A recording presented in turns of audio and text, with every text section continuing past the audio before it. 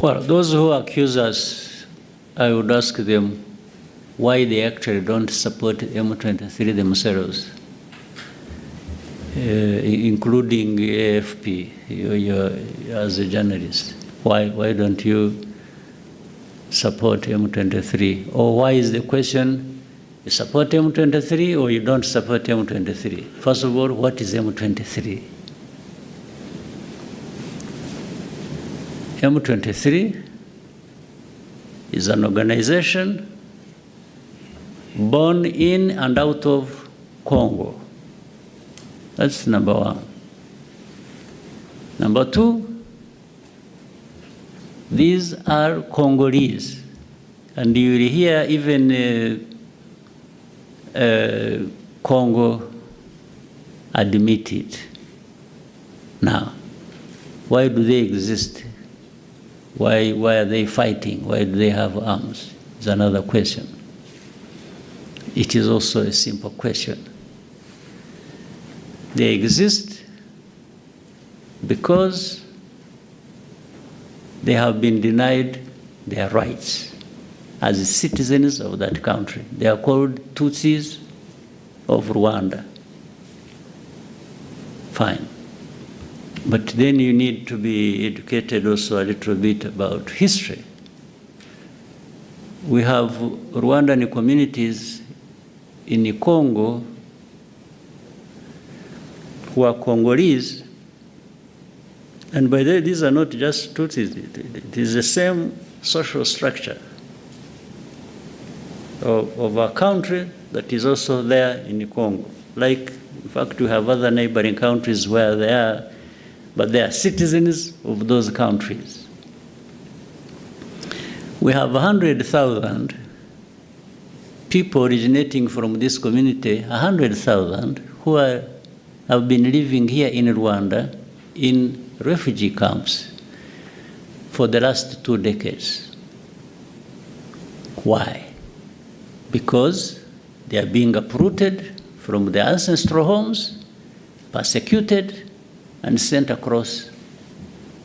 In fact, there are more in Uganda. There are 300, there's 100,000 here, there are hundreds of thousands there in Uganda, more numbers.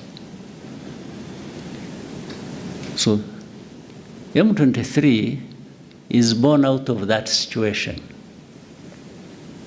That's why I asked the question. I said, well, why wouldn't anybody else, why are we being accused as Rwanda of supporting M23? And I'm saying even those who accuse us, actually I should accuse them of not supporting M23 because it is as if they agree with the injustice that is being done to this community. Otherwise, if you didn't agree with that injustice, you would be actually raising questions. Why these people of M23 being treated like this? Why are we having 100,000 refugees here in Rwanda? That's where you would start from. Not start from asking Rwanda, are you supporting M23 or not? Are you still denying it? Because you are asking the wrong question. The issue is not whether anybody supports M23 or not. The issue is, what is actually the problem of M23? That's the question you should have asked, in fact. What is the problem? What is this thing called M23? Are they human beings? Are they this? Are they Rwandans? Are they Congolese? Are they that? Why? Why do they exist? Why do they even have arms and are fighting in their own country? This is the right question that I should be asked. So whether Rwanda supports or associated in any way is actually immaterial. It is relevant to the question. Or even you, if you want to educate yourself or educate the public, the question should have been simple. Ask me, by the way, what do you understand the M23 to be? What is it? That's a fair question. That's the one I would wish to be associated with rather than whether I support or not support. The Kagame you see or there, or you like or you don't like, is going to be there anyway.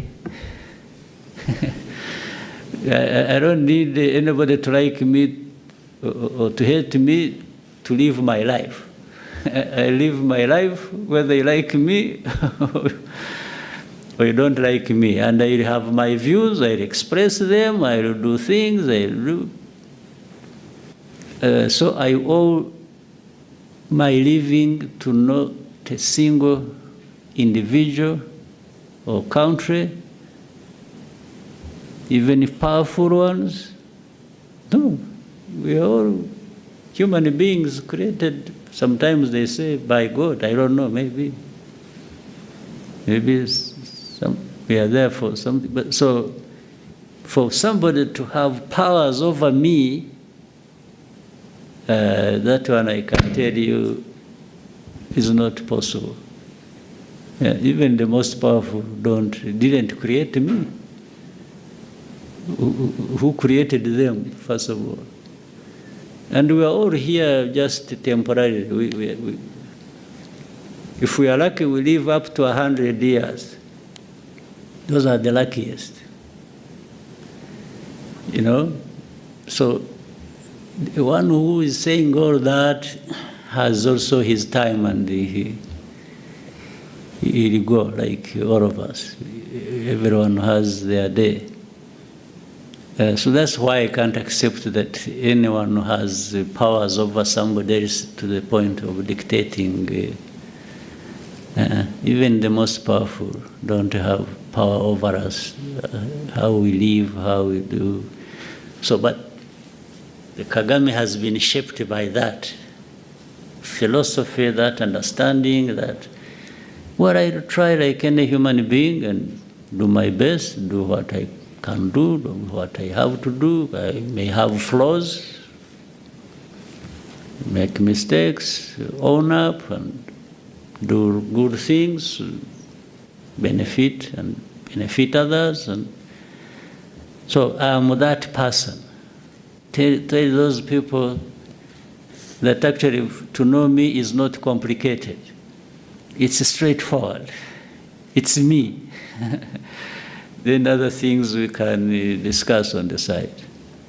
On the situation in the Eastern DRC, 4 additional South African peacekeepers lost their lives in the continuing conflict in Goma. On 27th January 2025, M23 launched several mortar bombs aimed at Goma airport, which landed in the base of the South African troops, killing 3 soldiers and injuring some troops. A 4th soldier, as Minister said earlier, succumbed to his injuries sustained during the weekend attacks. This illustrates that the M23 is well-resourced and would have acquired such resources through means that are against the sanctions imposed by this council. It is a contradiction in terms that a major UN peacekeeping troop contributing country could provide resources to an illegal armed group that is conducting offensives against peacekeepers, civilians, and key infrastructure, thereby undermining the mandate of this council. That must be addressed with utmost urgency. As we stated at the last meeting of the council a few days ago, the future of UN peacekeeping and its credibility is at stake if we are to tolerate such violations without any ramifications. The Security Council must speak with one voice and act in unison to stop the carnage unfolding in the Eastern DRC. Unfortunately, a press statement of the Security Council, while sending an important political message has proven to be insufficient in the current situation. Consequently, South Africa would like to highlight the following issues. Firstly, the UN needs to, as a matter of urgency, provide additional support to MONUSCO in order to reinforce operational positions. This is to ensure that MONUSCO can fulfill its primary mandate to protect civilians. This support will also assist to ensure that no further peacekeepers' lives are lost. Similarly, a stronger consideration must be made to bolster the support that MONUSCO provides to the South African Development Community Mission in the DRC, SAMI DRC. Both missions, have the primary responsibility of protecting civilians and key civilian infrastructure. They are instrumental as long as armed groups remain active in the Eastern DRC.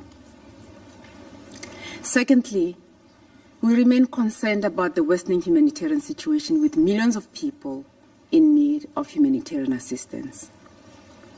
There is a need to ensure that appropriate conditions are created for humanitarian aid to reach people in need across Eastern DRC.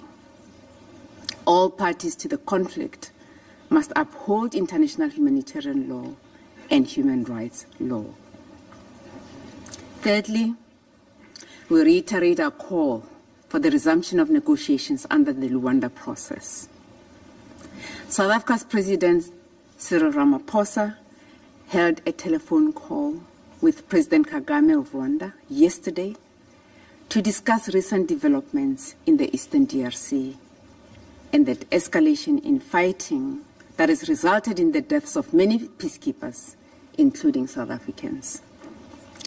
The two heads of states agreed on the urgent need for a ceasefire and the resumption of the talks by all parties to the conflict.